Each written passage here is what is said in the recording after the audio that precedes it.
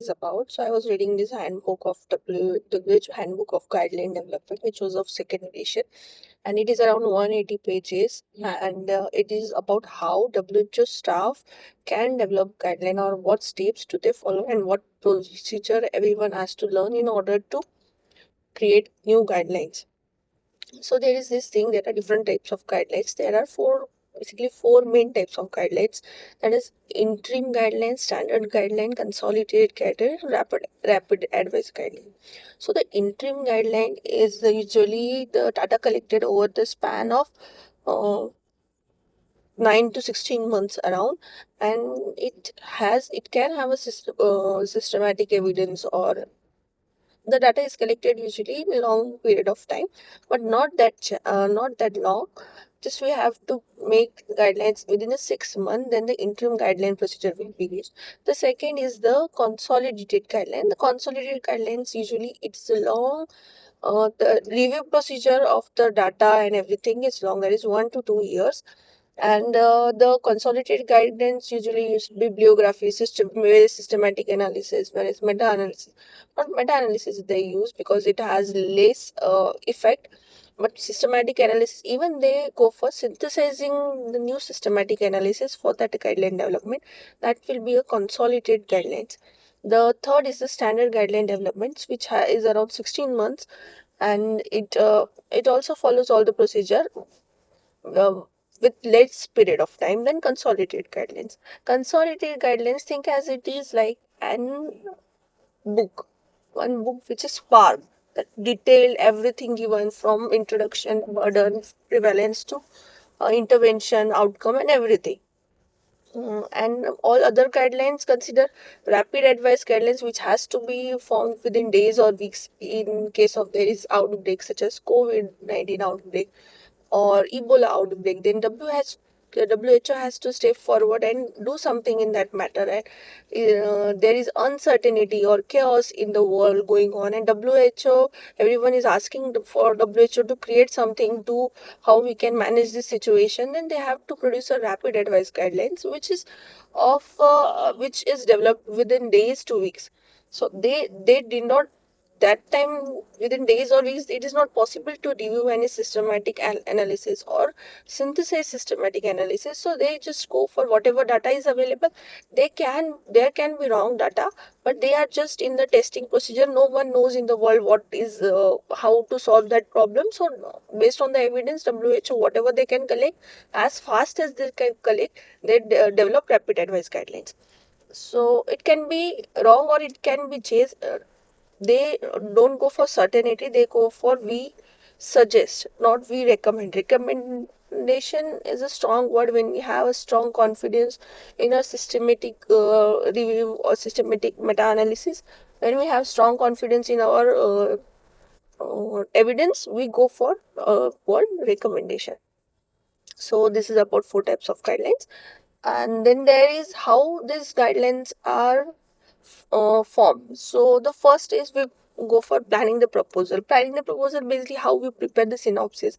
Like first we go for introduction, rationale behind this study, or rationale behind it, developing the guideline. There is major gaps they found, and based on that, or to address that gaps, they are forming this guideline.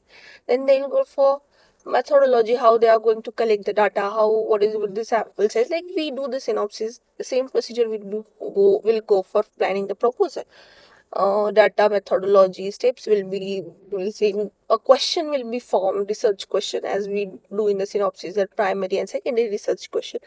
Research question will be formed based on the PICO format, that is population, intervention, comparator, and outcome. So everything will be planned prior to this. Along with this, what we'll do, that there is a technical first, in starting they have to form a team who was going to do highline. Now WHO is very big organization, and every WHO has different departments, and there involved not only one health emergencies arise. There can be certain things or certain health problem or certain different interventions which is launched simultaneously. So then they require multiple teams to work on different guidelines. So what WHO does is they go for forming teams or groups. So first thing is that when WHO is asked to develop a guideline of what certain issue, WHO will hire some or they have the staff, the technical staff. Now, first technical staff will firstly go on hiring a steering group. Now steering group is the base unit. Consider it as a base unit group.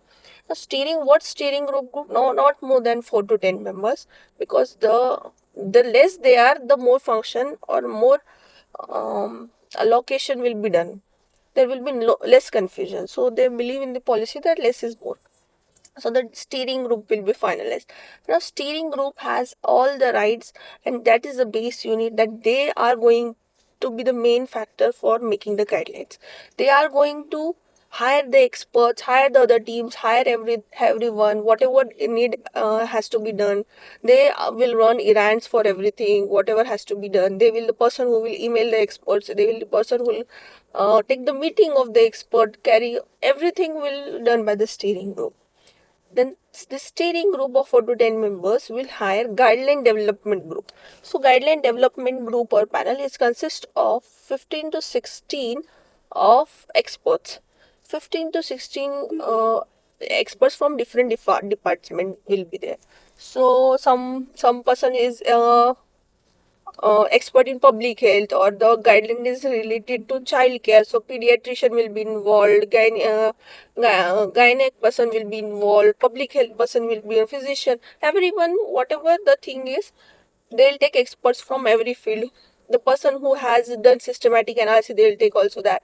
The person who has developed earlier similar guidelines, they will take. So experts from a methodologist can be also there. So experts from every departments or every related departments will be taken. That will be the guideline development. Now there will, as WHO staff has short time to do or carry systematic analysis, they can recruit systematic review committee or evidence review committee from external groups like Cochrane.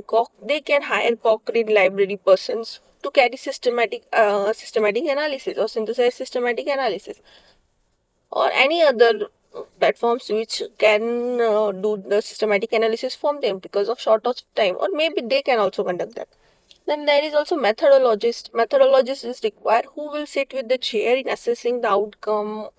Methods are well followed, blinding, whatever required for our cities, and everything is done or not. Any consensus he will provide to the chair.